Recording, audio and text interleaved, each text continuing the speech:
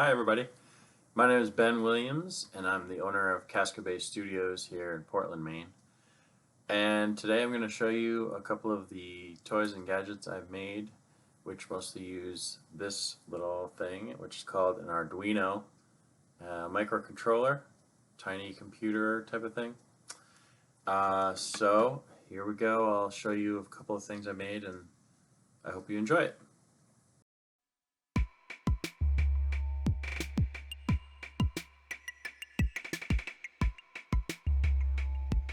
This elevator is about 2 feet tall and about 18 inches wide. It plugs into the wall, and here you can see the first floor button. Press the button. You can see the car coming down.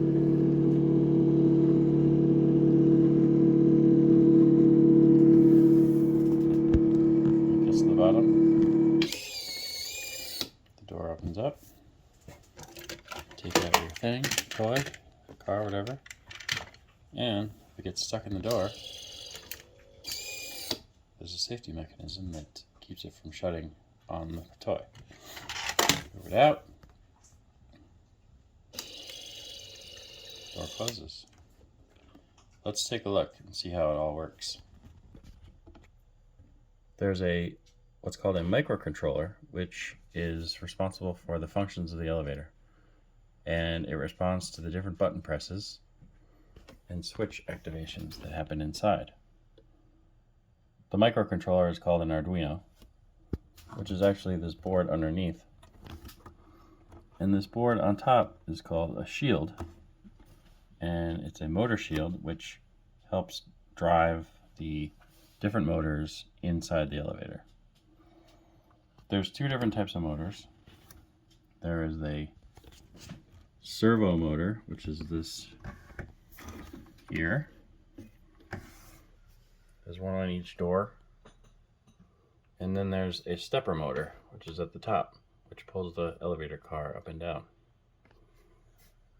They require different commands from the microcontroller, but they both essentially do the same thing. They spin around, and then when you tell them to stop, they stop. For example, you can see that switch against the wall there with the two screws, and the little bracket is pushing against it. If I press the button to open the door, it releases that switch and hits the switch on the other side, which tells the servo to stop spinning. Now, watch what happens when it hits the other side. Once again, the switch is triggered, which tells the Arduino to stop powering the servo, and the door stops moving. When I press the button on the first floor, the Arduino knows that the car is at the top, so it starts moving. Now, when it gets to the bottom and hits this switch,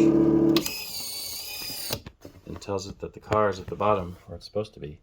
Then the stepper motor stops moving and the car is down.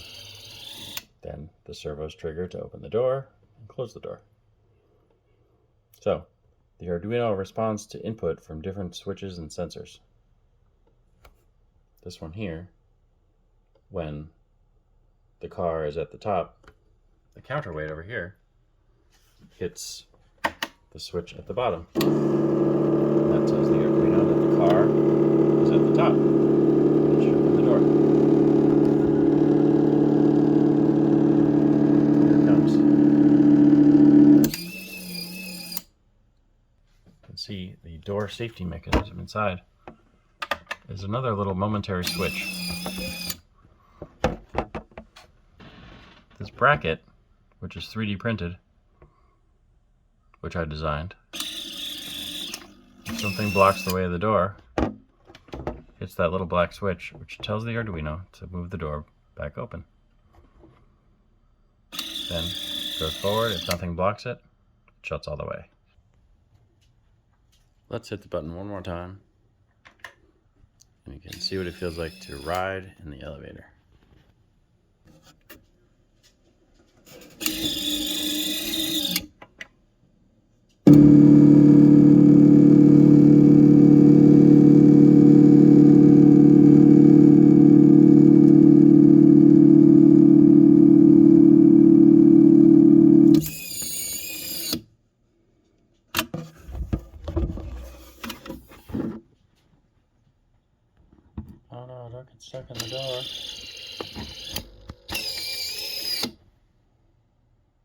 The safety mechanism saved us.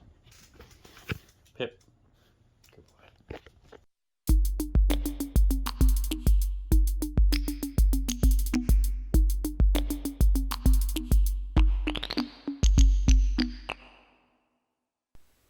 Here's another project I worked on, which is the Lego escalator. It uses a power functions motor, which is a motor created by Lego, and a system of gears to make the stairs go up on one side and go down on the other side. Gears in between the two staircases are what makes it go in the opposite direction. It uses over 700 pieces, and I'm sure you've probably played with Legos. They're a great STEM tool, great for learning, building, learning about engineering, and they're just super fun to play with even as a grown-up. This went into a kid's Lego airport that he built and fit in very nicely there.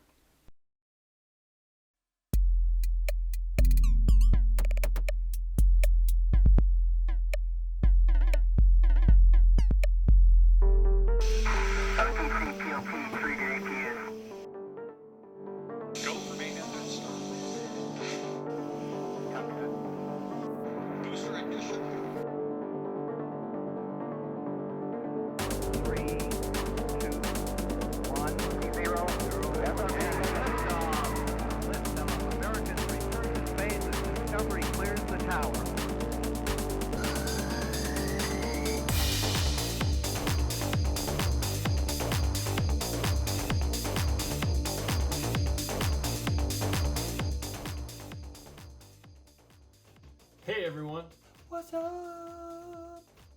Hey guys, it's Ben from Casco Bay Studios at Electro Toy Co. Today I want to show you my latest gadget, the Space Shuttle Mission Control Center, version 3. Check it out!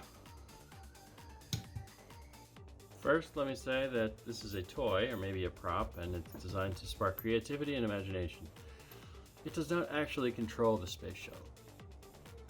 So, there are three main parts of this gadget: the LED switches, the LED bar graph, and the quad alpha display. On this side, you have various switches that light up and are labeled with actual steps in the space shuttle launch sequence. Super clicky, lighty fun. The switches and lights are just connected to the 5-volt output of the Arduino inside the box. The Arduino comes more into play with the other two parts. So down here we have the LED bar graph. This little gem of a circuit board is made by SparkFun, but they discontinued it. However, they made the design files available for free, so I had a board custom made and it works great. Turn the knob to adjust the power level, and if you turn it up too high, crazy LED light bugs take over the display. The bar graph also shows a few of the screensavers that show up if the box is left on and idle for a minute or so. Then here we have the quad alpha numeric display. When you press auto sequence start, one of 6 random short animations will zip around the display. The display also shows a few of the screensaver messages. When you're ready for launch, you press the big red launch button and the countdown begins. When it gets to 0, a short animation will play across the display, like you saw in the beginning. This display is made by Adafruit and is very easy to control with the Arduino code as well. Alright guys, that about wraps it up for this video, but here's a look at some of the screensavers. Thanks for watching, and we'll see you in the next video.